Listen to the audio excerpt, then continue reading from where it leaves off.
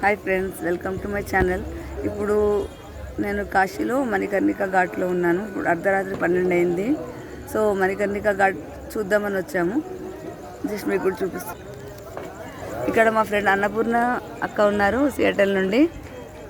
అక్క, మణికర్ణిక ఘాట్కి వచ్చారు కదా మెడిటేషన్ చేయడానికి. మీకు ఎందుకు ఇలా రావాలనిపించింది? నన్ను తీసుకొని వచ్చారు. మీకే చెప్పండి అక్క. ఈరోజు మార్చ్ 17. ఓకే, అర్ధరాత్రి 12 అయింది. రాత్రి 12 అయింది. ఈ కోరిక నాకు ఉండింది. అర్ధరాత్రి 12 గంటలకే వచ్చి మణికర్ణిక ఘాట్లో కళేబరాలు ఏమి భస్మం అవుతుండేది చూడాలని అనిపించింది. ఇది చూస్తుంటే ఏమనిపిస్తుందంటే జీవితం ఇంతే కదా, గట్టిగా జీవితము ఇంతే. జీవితంలో ఏమున్నది? వస్తాము, వెళ్ళిపోయేది అందరికీ ఉన్నది, అన్ని ప్రాణులకు ఉన్నది.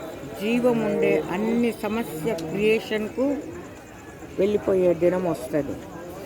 మనుషులకు వెళ్ళిపోయే దినము దుఃఖం ఉన్న వాళ్ళకు దుఃఖం పెడతారు వాళ్ళు. ఒక నా గురువు చెప్తారు, వచ్చేటప్పుడు మేము ఏడుస్తామంట, జన్మం ఎత్తేటప్పుడు మేము ఏడుస్తాము, మేము పోయేటప్పుడు వేరే వాళ్ళు ఏడుస్తారు. ఓకే, అది జీవితం. ఈ మణికర్ణిక ఘాట్లో నించుని ఈ కళేబరాలు భస్మం అయిపోతూ చూస్తుంటే జీవితంలో చాలా పెద్ద లెసన్ అది మనకి. ఏం లెసన్ అక్క? ఉండే వరకు మనము ద్వేషాలు, ఈర్ష్య, డబ్బు సంపాదించాలి, ఇంత సంపాదించి ఇన్ని బిల్డింగ్లు కట్టాలి, ఇది చెయ్యాలి అది చెయ్యాలి అని పోరాడుతూనే ఉంటాం. ఒక్కరోజు దానికి ఏ విలువ లేదు. ఒక్కరోజు వెళ్ళిపోవాలి. అప్పుడు మనం సంపాదించిన దానికి ఏమి విలువ ఉంటుంది? ఏమీ ఉండదు. అందుకే ఉండేటప్పుడు భగవంతుణ్ణి ఎంత అయితే అంత స్మరించుకుని ఉంటే చాలా బాగుంటుంది జీవితం. జీవితంలో శాంతి దొరుకుతుంది. ఆ చివరి గడుగులు వచ్చినప్పుడు మనకు భయం ఉండదు.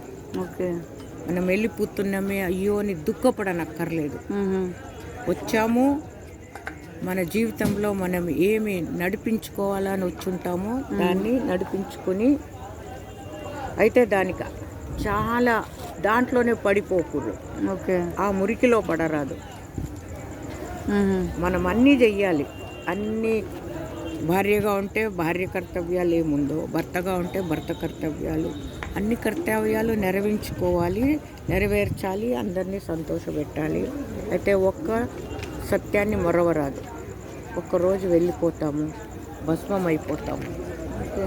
అది జీవితం అని నేర్చుకోవడమే ఈ ఘాట్కి వచ్చిన దానికి నాకు అది ఒక పెద్ద పాఠంగా ఉన్నది. నాకు ఇక్కడ వచ్చిన దానికి చాలా సంతోషంగా ఉంది. ఈ ఆత్మలకన్నీ శాంతి పొందని దేవునికి అడుక్కుంటున్నారు. ఈ ఆత్మలన్నీ పుణ్యం చేశారు. ఈ పుణ్యక్షేత్రంలో వాళ్ళు కాలిపోతున్నారు. ఈ ఆత్మలకి స్వర్గం దొరుకుతుంది. అవునాక? ఈ ఆత్మలు చాలా పుణ్యం చేశారు. వాళ్ళకి దేవుడు స్వర్గం ఇచ్చి శాంతమి అని నేను వేడుకుంటున్నాను ఆ విశ్వనాథుని. మా అక్క చాలా మంచి ఇన్ఫర్మేషన్ ఇచ్చింది. నేను ఫస్ట్ టైం వచ్చాను ఇక్కడికి. సో మన జీవితానికి మీనింగ్ ఇంతే. ఒకరు ముందు పోతాం, ఒకరు వెనక పోతాము. అయితే అందరూ పోవాలి. అందరూ ఈ గట్టులోనే చేరుతాము. మేబీ మణికర్ణిక ఘాట్ కాదు, ఎక్కడో భస్మం అవుతాము. కానీ అదృష్టం కొంతమందికి వస్తుంది. ఫస్ట్ టైం నేను చూస్తున్నాను. కొంచెం ధైర్యం తెచ్చుకొని చూస్తున్నాను మా అక్క వల్ల. సో